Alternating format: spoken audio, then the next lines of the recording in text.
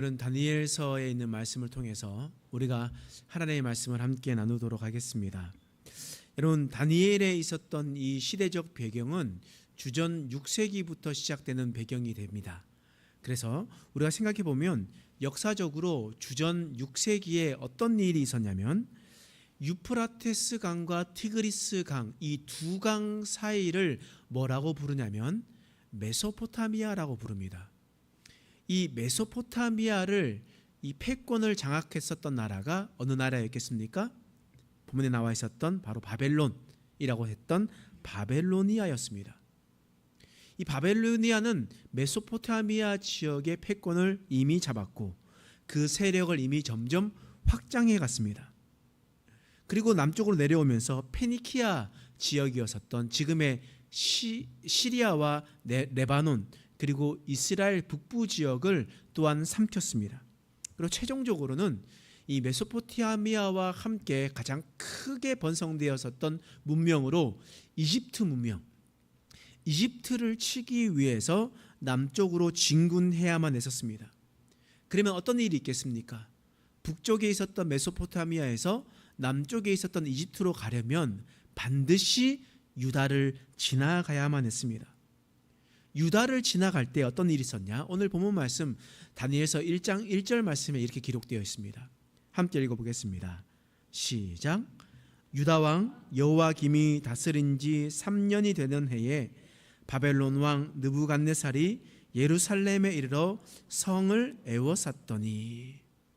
지금 느부갓네살, 바벨론 왕 느부갓네살은 메소포타미아를 점령하고 이집트를 점령하기에 남아 있습니다. 그리고 반드시 유다를 지나가야 되기 때문에 유다 성이었었던 예루살렘을 에워쌌습니다. 그리고 예루살렘을 쳐서 정복하게 되었습니다. 그래서 우리가 봤었을 때 세 차례 유다의 함락이 있었지만 주전 586년에 완전히 유다는 멸망하게 되었던 겁니다. 그 결과 어떻게 되었냐? 왕족들과 귀족들 그리고 그의 자녀들이 바벨론의 포로로 잡혀가게 되었습니다. 그 포로로 잡혀간 사람이 누구였냐? 오늘 본문에 나왔었던 다니엘이라는 거예요. 다니엘이 이때 포로로 잡혀가서 바벨론으로 끌려가게 되었습니다. 그때 어떤 일이 있었냐? 2절 말씀이에요. 읽어보겠습니다. 시작. 주께서 유다왕 여호와김과 하나님의 전 그릇 얼마를 그의 손에 넘기심에 그가 그것을 가지고 신할 땅 자기 신들의 신전에 가져다가 그 신들의 보물창고에 두었더라. 지금 느부갓네살은 예루살렘 성을 쳐서 무너뜨렸습니다. 그리고 예루살렘 성 안에 있었던 성전에 있었던 모든 기구를 전리품으로 바로 바벨로니아로 가져가게 되었습니다. 그 전리품은 여호와 하나님을 섬길 때 썼던 거룩한 물품이었습니다. 그 물품을 자신들의 신, 바벨로니아의 신들의 창고에 넣어버렸다라는 거예요. 우리는 지금 생각하면 이렇게 생각할 수 있습니다. 전쟁에서 졌으니까 당연히 전리품을 가져갈 수 있지. 여호와의 성전에는 금이 많이 있었으니까 그 물품을 가지고 바벨로니아로 가지고 갈 수 있는 것 아닌가라고 생각했었습니다. 그런데 하지만 이 시대, 지금으로부터 약 2600년 전에 있었던 사람들은 단순히 보물을 옮긴 것이라 여기지 않았습니다. 왜냐하면 고대의 전쟁은 전투력의 차이가 아니라고 생각했거든요. 자신의 전투력의 싸움이 아니라 신과의 전투라고 생각했습니다. 따라서 누가 전투에서 승리하게 된다면 그 전쟁은 자신들이 믿고 있었던 신이 센 것이다. 자신들이 믿는 신이 강하기 때문이다 라고 생각했다라는 겁니다. 여러분, 우리가 지난번 살펴보았듯이 출애굽기를 살펴보면 여호와 하나님께서 이스라엘 백성들을 그러니까 출 이집트를 시킬 때, 이집트에서 탈출을 시킬 때 했었던 일들을 우리는 볼 수가 있습니다. 하나님께서 이집트에 10가지 재앙을 일으키셨잖아요. 예를 들면 나일강을 피로 만들기도 하고 나일강에서 수많은 개구리들이 몰려와서 썩은 내가 나게 하고 땅의 먼지들을 이로 변하게 하고 그리고 파리떼라고 불리는 새똥구리들이 몰려와 가지고 온 지역에 넘치는 일, 심지어는 바로의 장자 그리고 이집트 왕자가 죽게 되는 그런 일들이 일어나게 되었습니다. 그리고 난 다음에 이 재앙 후에 출애굽, 이집트에서 탈출하게 되었던 겁니다. 하나님은 이집트에 있었던 모든 것을 다 무너뜨리시고 이스라엘 백성들을 약속의 땅으로 인도하셨다라는 거예요. 근데 우리가 이것을 단순히 그냥 끔찍한 10가지 재앙으로 여겨서는 안 됩니다. 우리가 아침 기도에도 살펴보았고 수요 기도 때도 우리가 살펴보았는데 이것은 단순히 10가지 재앙이 아니라 이집트인들이 섬기고 있었던 10가지 신들을 심판했었던 내용들이었습니다. 예를 들면 나일강을 피로 변하게 했었던 것은 나일강의 신이었었던 오시리스를 심판했었던 내용들이었습니다. 개구리가 온 땅에 퍼져서 죽어 썩은 내가 났다는 것은 개구리 여신 헤케트를 심판했었던 것이었습니다. 땅의 먼지가 이로 변했다라는 것은 땅의 신, 대지의 신 게불을 심판했던 것이었습니다.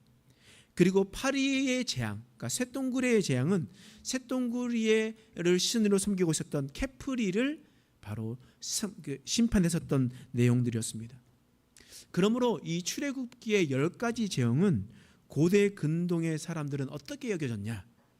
이집트의 신들이 힘이 센 것이 아니라 히브리인들의 신, 곧 여호와 하나님이 힘이 세기 때문에 그렇게 출애굽하게 되었다라고 여겨졌다라는 겁니다.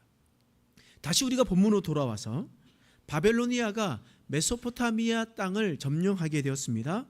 그리고 페니키아 지역이었었던 시리아와 레바논, 이스라엘 북부 지역을 점령하였습니다.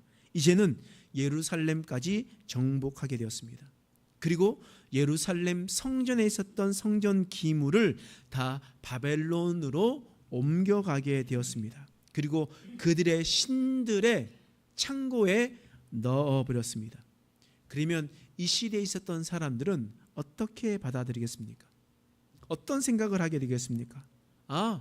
여호와 하나님께서 진짜 최고의 신인 줄 알았는데 그런데 우리가 이 전쟁에서 졌구나. 너무나 수치스럽게도 여호와의 성전에 있었던 기물들이 다 바벨로니아에 있었던 신들의 보물 창고에 들어가 버렸으니 여호와 하나님은 그 신들 밑에 있구나. 바벨로니아 신들이 최고의 신이구나 라고 받아들일 수 있는 그런 상황이었다는 겁니다. 그래서 이 전쟁을 통해서 여호와 하나님의 이름이 땅에 떨어져 버렸다는 거예요. 그리고 이스라엘 백성들은 하나님을 불신할 수밖에 없었던 상황이었습니다. 이해할 수 없는 상황들이 펼쳐졌습니다. 사실 이 전쟁은 이전부터 이스라엘 백성들이 범죄하였기 때문에 하나님의 심판으로 이루어진 거였습니다. 근데 이스라엘 백성들은 자신의 범죄를 생각하지도 않고 그냥 자신에게 닥쳐오는 어려움과 힘듦을 이해할 수 없다고 생각하며 하나님 앞에 오해하고 의심하고 불신하며 하나님을 실망했었던 이스라엘 백성들의 모습을 우리는 살펴보고 있습니다. 만약 여러분들은 이런 상황이 여러분들 상황 속에 펼쳐지게 된다면 여러분들은 어떤 선택을 하겠습니까? 하나님을 신망할 수 있고 원망할 수 있는 상황이 펼쳐졌음에도 불구하고 여러분은 어떤 선택하겠습니까? 여러분, 다니엘은 오늘 이런 본문의 시대에 살고 있었던 그런 사람이었습니다. 여러분, 그는 바벨로니아가 예루살렘을 정복하는 것을 두 눈으로 똑똑히 본 사람이었습니다. 예루살렘에서 바벨로니아로 포로로 끌려간 사람도 다니엘이었습니다. 그리고 심지어 여호와의 성전 기물이 바벨로니아의 신들의 창고에 들어가는 것 또한 그 눈으로 다 보았던 사람, 그것이 바로 다니엘이었습니다. 다른 사람의 이야기가 아니라 바로 다니엘 자신의 이야기였다라는 겁니다. 이때 우리는 어떤 선택을 하였는가? 다니엘은 어떤 선택을 하였는가? 우리는 보시면 됩니다. 우리가 오늘 살펴볼 것은 바벨로니아가 점령했었을 때 특징이 하나가 있습니다. 예를 들어서 우리가 일본이 우리나라를 통치하였었을 때 그 황국 신민화 정책을 폈잖아요.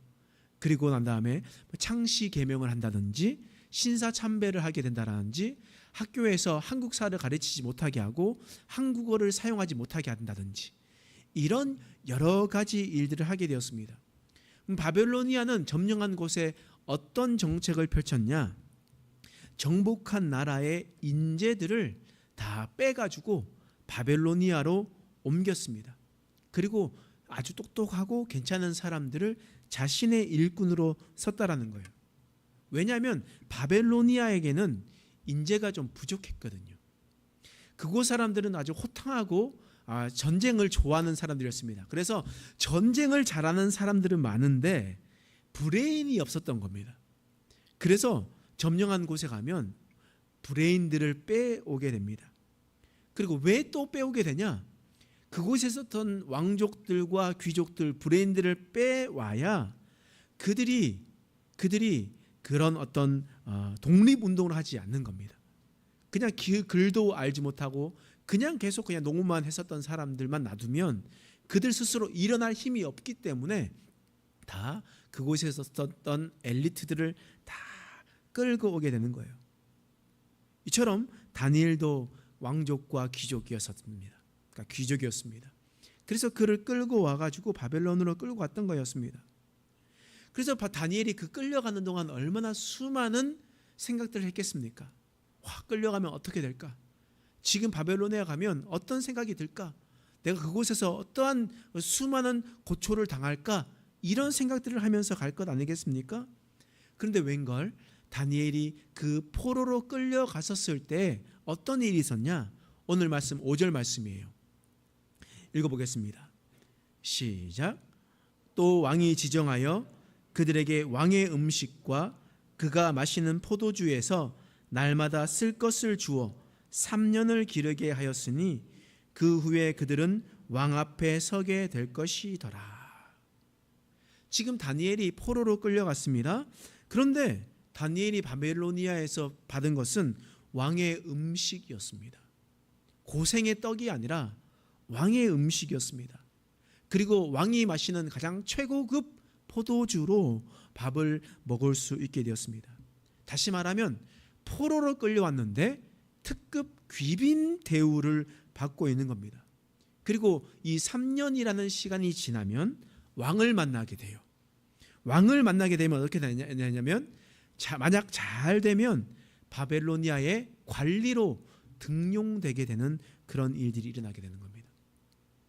여러분 다니엘 입장에서 한번 생각해 보십시오. 다니엘은 하나님을 예루살렘에서 섬겼던 사람이었습니다. 하나님을 최고의 신이라 여겼던 사람이었어요. 그런데 바벨로니아 전쟁을 하게 되어서 예루살렘이 패배하게 되었습니다. 성벽은 무너지고 성전도 무너졌습니다. 성전에 있었던 모든 기물도 바벨로니아에 있었던 신들의 창고로 들어가게 되었습니다. 지금 하나님에게 실망이 되는 상황이거든요. 하나님이 정말 계신가 의심이 되는 순간입니다. 그리고 원망이 되고 불신 속에 살아갈 수밖에 없는 그런 상황이라는 겁니다. 그런데 바벨론에 끌려오니까 좋은 음식을 줍니다. 좋은 포도주를 줍니다. 최고급 대우를 받아요. 그리고 작은 유다의 나라의 관리가 되는 것이 아니라 그 큰 메소포타미아와 심지어 이집트까지 고대 근동의 전체 나라에 다스리는 나라의 관리가 될 수 있는 그런 상황입니다. 여러분 지금 다니엘 개인적인 입장에서는 아주 충분한 기회 아니겠습니까? 여러분들은 이런 상황에서 어떤 선택을 하겠습니까? 근데 다니엘은요 어떤 선택을 하냐? 정말 심각한 고민을 하게 되는 겁니다. 왜냐하면 하나님의 말씀을 생각했거든요. 하나님께서는 부정한 것과 정한 것을 구별하라고 분명히 말씀하셨습니다. 왕이 주는 음식은 신들에게 바쳐진 그런 음식이었습니다. 율법적으로 그것을 먹을 수가 없는 부정한 음식이었습니다. 구약 시대 때는 율법을 지켜야 되는 상황이기 때문에 그 음식을 받아들일 수가 없는 상황이었습니다.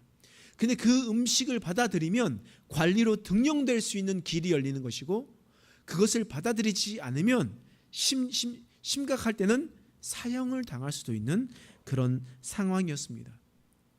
여러분은 어떻게 하겠습니까? 포로인데, 힘이 없는데 그냥 주는 대로 먹어야지 뭐. 이렇게 그냥 지혜롭게 행동하는 것이 맞는 거지 뭐. 이렇게 타협하시면서 그 왕이 주는 좋은 음식을 탐하겠습니까? 아니면 왕이 주는 음식을 먹어야 높은 관리로 올라갈 수 있는 거 아니야, 당연히 먹어야지 라고 이렇게 타협하면서 명예와 부를 선택하겠습니까? 오늘 다니엘은 어떤 선택을 하였습니까? 오늘 8절 말씀에 기록되어 있습니다. 함께 읽겠습니다. 시작. 다니엘은 뜻을 정하여 왕의 음식과 그가 마시는 포도주로 자기를 더럽히지 아니하리라 하고, 자기를 더럽히지 아니하도록 환관장에게 구하니. 다니엘은 아주 어려운 선택을 했습니다. 다니엘은 이제 뜻을 정했습니다. 어떤 뜻이었습니까? 왕의 음식과 포도주를 먹지 않겠다라고 하는 겁니다. 이렇게 먹지 않았을 때 자신에게 오는 피해와 자신이 심지어는 죽을 수도 있는 그런 상황이었습니다. 그럼에도 불구하고 다니엘은 이 모든 것을 포기했습니다. 그리고 환관장에 가서 저는 이것을 먹지 않겠습니다. 차라리 저는 채식만 하겠습니다. 채식만 하겠습니다 라고 이야기를 했습니다. 여러분, 우리는 이렇게 생각할 수 있습니다. 먹는 것 그거 하나 뭐 거창하다고, 그 작은 것 하나 그냥 지나가면 될 것 아닌가, 그냥 먹고 그냥 관리가 되어가지고 높은 자리에 올라가서 하나님께 영광 돌리면 되는 것이 아닌가 라고 생각할 수 있습니다. 우리는 작은 것이라고 생각하고 있었던 그것에 다니엘은 더 집중하고 있었던 겁니다. 하나님의 말씀에 작은 것 하나라도 지키려고 몸부림치면서 뜻을 정했다라는 거예요. 여러분들이 어떤 한 사업체의 사장이라고 여겨보십시오. 그래서 수많은 직원들이 있습니다. 수많은 직원 중에 한 직원에게 작은 프로젝트를 맡겼습니다. 근데 그 작은 프로젝트를 받으면서 아주 허덕허덕거리는 거예요. 그리고 그 일도 잘 해내지 못하면서 아주 회사에 큰 손실을 얻게 되었습니다. 그러면 그 다음에 큰 프로젝트가 왔었을 때 그 직원에게 큰 프로젝트를 맡길 수가 있겠습니까? 작은 것 하나도 지키지 못하고 작은 것 하나도 해내지 못하는 사람이 어떻게 큰 일을 해낼 수가 있겠습니까? 이와 마찬가지예요. 하나님의 보시기에도 마찬가지예요. 하나님의 보시기에도 작은 것 하나도 지키지 못하는 자에게 하나님께서 어떻게 큰 일을 이루어 줄 수가 있겠습니까? 음식 하나, 그 음식과 그 포도주 하나는 아주 사소하고 비본질 문제인 것처럼 우리는 받아들일 수 있습니다. 그런데 하나님께서 보시기에는 이것은 본질적인 문제였습니다. 무엇이냐? 하나님의 말씀을 지킴으로 끝까지 하나님을 신뢰하고 믿느냐? 아니면 왕의 음식을 받아들임으로 하나님을 배척함으로 이방 나라와 이방 신에게 타협하며 그냥 그 시대에 살아가고 있느냐? 사람이 보기에는 아주 작은 것, 사소한 것이라 할지라도 하나님은 중심을 보시는 분이시기 때문에 그 작은 것 하나를 크게 보심을 여러분 믿으시기 바랍니다. 다니엘은 이러한 마음을 가지고 뜻을 정했어요. 죽으면 죽으리란 마음으로 뜻을 정했다라는 거예요. 그리고 그 정한 대로 실천하며 하나님의 뜻을 이루며 나갔습니다. 어떻게 됐습니까? 9절 말씀이에요. 읽겠습니다. 시작. 하나님이 다니엘로 하여금 환관장에게 은혜와 긍휼을 얻게 하신지라. 지금 다니엘이 뜻을 정했습니다. 그럼 다니엘이 무언가를 해야 되잖아요. 근데 9절 말씀이 어떻게 돼요? 주어가 누굽니까? 하나님이 다니엘로 하여금 은혜와 긍휼을 얻게 하신지라. 이전까지 주체는요, 주어는 사람이었습니다. 바벨로니아의 느부갓네살 왕이었어요. 느부갓네살 왕이 고대 근동의 나라들을 점령하고 성전 기물을 옮겼습니다. 그리고 다니엘에게 음식을 주었습니다. 이때까지만 보더라도 하나님은 안 계신 것 같아요. 하나님은 힘을 잃은 것 같아요. 보이지 않아요. 이스라엘의 전쟁에 패배함으로 하나님을 망한 것 같고 없는 것 같고 모든 것이 다 느부갓네살 왕이 움직이는 것 같이 보이게 되었습니다. 눈에 보이지 않고 실망스러운 하나님의 모습이었음에도 불구하고 그러나 다니엘은 하나님만 섬기기로 결단했다는 거예요. 결정했다는 겁니다. 다니엘이 뜻을 정했습니다. 그러니 어떻게 됩니까? 글의 주체가 바뀌게 되었던 거예요. 사람에게서 하나님으로 옮겨지게 되었습니다. 다니엘은 그냥 뜻을 정하여서 그냥 그것을 말했을 뿐인데 하나님께서 다니엘로 하여금 은혜를 베풀어 주셨다는 겁니다. 은혜를 주셨어요. 어떻게 했냐? 환관장의 마음을 바꾸어 주었습니다. 다니엘이 먹지 못하겠습니다. 저는 그냥 채식만 하겠습니다. 여러분, 그 환관장은요, 다니엘이 조금만 잘못되면 환관장도 목숨을 잃을 수 있는 상황입니다. 그러니 그냥 대충 하는 대로 해. 자신이 책임지기 싫으니까 그냥 주는 대로 먹어 라고 이야기할 수 있는 상황이잖아요. 자신의 목숨이 왔다 갔다 하는 상황이니까. 그런데 환관장이 마음을 바꾸는 겁니다. 그냥 그렇게 하도록 배려해 주는 겁니다. 여러분, 사람 마음을 바꾸는 것이 얼마나 힘든 일입니까? 그렇잖아요. 여러분, 사업을 하는데요, 그 사람과 계약을 따기 위해서 그 사람의 마음을 얻기 위해서 얼마나 많은 노력들을 해야 되겠습니까? 수많은 많은 노력을 해야 되잖아요. 여러분, 옆에서 수십 년 살아왔었던 남편의 마음 바꿀 수 있습니까? 여러분, 수십 년 살았던 아내의 마음 쉽사리 바꿀 수 있어요? 그리고 내 배에 아파서 낳았었던 자식 마음 바꿀 수 있냔 말이에요. 그럼 내 옆에서 계속 살고 그리고 내 배에 아파서 나는 자식의 마음도 돌이키지 못하는데, 그런데 환관장의 마음, 목숨이 달려있는 이 마음, 이 상황을 바꿀 수가 있냐는 말이에요. 그런데 그냥 다니엘이 하나님의 믿기로 신뢰하기로 결정하고 뜻을 정해서 나아가니까 하나님이 그의 인생의 주체가 되어 주셔서 그의 인생의 모든 문제를 풀어주시는 겁니다. 여러분, 누가 하셨습니까? 하나님이 하신 거예요. 다니엘은 뜻을 정하고 순종한 것밖에 없습니다. 그러니까 하나님께서 모든 것을 다 이루어 주셨다라는 거예요. 여러분, 오늘 본문의 말씀은 다니엘 시대의 느부갓네살 왕을 통해서 시작된 메시지입니다. 마치 이 시대는 느부갓네살 왕이 온 세상을 통치하는 것 같고 그의 뜻대로 움직이고 있는 것 같은 상황이었습니다. 이스라엘 민족으로서는 하나님이 없는 것 같고 하나님에 대한 실망과 원망이 가득 차 있었던 상황이었습니다. 그런데 다니엘은 어떻게 했습니까? 하나님을 버리면 그냥 높은 길로 갈 수 있다라고 생각하며 하나님을 버리지 않았습니다. 오히려 다니엘은 뜻을 정했습니다. 하나님을 믿고 신뢰하며 하나님의 말씀대로 살아가기로 뜻을 정했습니다. 작은 것 하나라도 하나님의 말씀대로 살아가겠다 노력하며 움직였습니다. 그때 어떤 일이 일어났습니까? 하나님께서 일하셨습니다. 하나님께서 환관장의 마음을 움직여 주셨습니다. 그리고 그 결단과 일을 통해서 다니엘은 놀라운 일을 경험하게 되었습니다. 그는 바벨로니아에서 총리가 되었었던 것이 뿐만 아니라 그 후에 페르시아에서도 총리가 되는 놀라운 은혜를 경험하게 되었던 겁니다.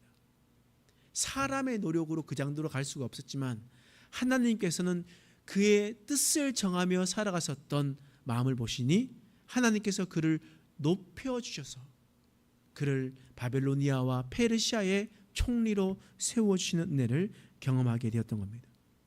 우리의 인생도 마찬가지예요. 이 시대는 마치 하나님이 없는 것처럼 느껴질 때가 있습니다. 세상의 군왕들이 통치하면서 사탄이 통치하는 것처럼 여겨질 때가 있습니다. 그런데 이때 우리는 어떤 선택을 합니까? 하나님 앞에 실망함으로, 하나님을 원망함으로, 그리고 하나님이 아닌 다른 것에 목매어머 살아가고 있지 않습니까? 그러나 우리는 다니엘처럼 작은 것 하나라도 하나님을 신뢰하고 말씀대로 살아가며 하나님께서 뜻을 정할 때에 하나님께서 그를 높여주셔서 그의 인생을 책임져 주셨던 것처럼 우리도 이 세상에서 하나님이 없는 것 같은 이 삶 속에서도 뜻을 정하여 하나님 앞에 살아갈 때에 하나님께서 여러분들의 인생 그리고 저의 인생을 책임져 주시는 것을 믿으며 살아가는 저와 여러분 되시길 간절히 축원합니다. 기도하겠습니다.